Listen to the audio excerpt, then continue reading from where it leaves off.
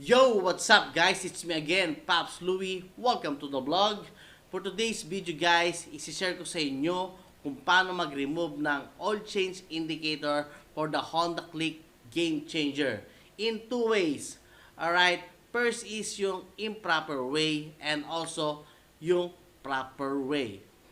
But before tayo mag-start guys, kung hindi mo pa napanood yung mga bunch of videos ko na ginawa ko for the Honda Click Game Changer ko, like yung panel issue, anong gagawin once na nagkaroon ka ng ganong problema at tinamaan ka ng sumpa.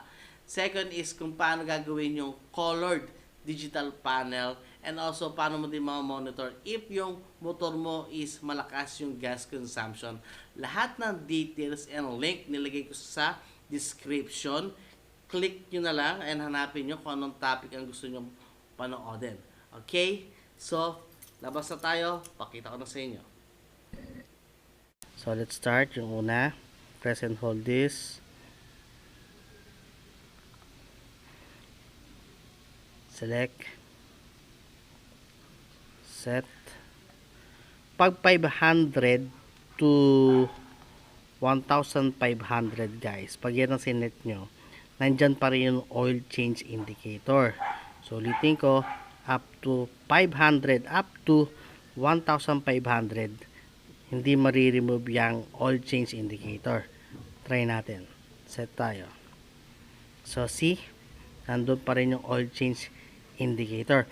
Pero, pag tinaray natin siya sa 2,000 kilometers sinet natin up to 6,000, mawawala yan. So, let's try.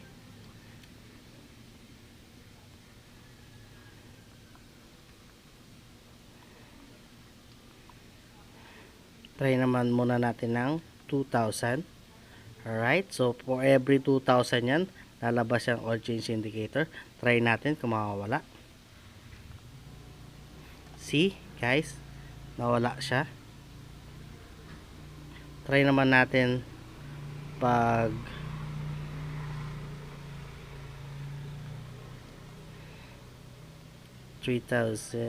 balik ulit tayo sa, balik tayo sa 500 para lumabas ulit. Okay. So, lumabas na siya. So, try naman natin siya. Try naman natin ng 3,000.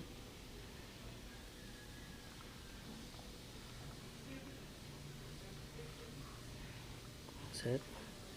See? Nawala siya. Yan guys yung one way para ma-remove yung oil change indicator natin. So, pag 500 up to 1,500 is hindi matatanggal yung oil change indicator, pero pag tinaray mo yung 2,000 up to 6,000 km, matatanggal yung oil change indicator. Yan yung one way.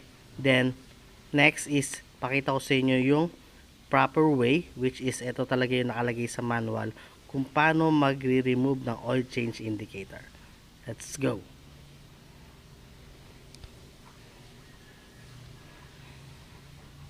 Other way ng pagtanggal ng oil change indicator, ito yung proper way, which is ito yung nakalagay sa manual. On natin, pakita ko sa inyo na meron pa siyang oil change. Ayan, focus. Ayan. Okay. May oil change pa siya. First, turn off yung engine. For 125i, saksak nyo lang yung susi nyo, then turn off nyo. Ito lang yun guys. Press this. Set. Then on. And wait until mawala. So, nawala na siya. See? Nawala na. Okay, yun yung proper way para matanggal yung oil change indicator. Guys, that's the end of our video. Sana nakatulong sa inyo tong video natin kung paano mag-remove ng oil change indicator for the Honda Click Game Changer. But before tayo mag-end ng video guys, don't forget to subscribe, like, and comment. And also, thank you for watching. Again, this is Pops Louie, always reminding you No racing, racing. Bye-bye.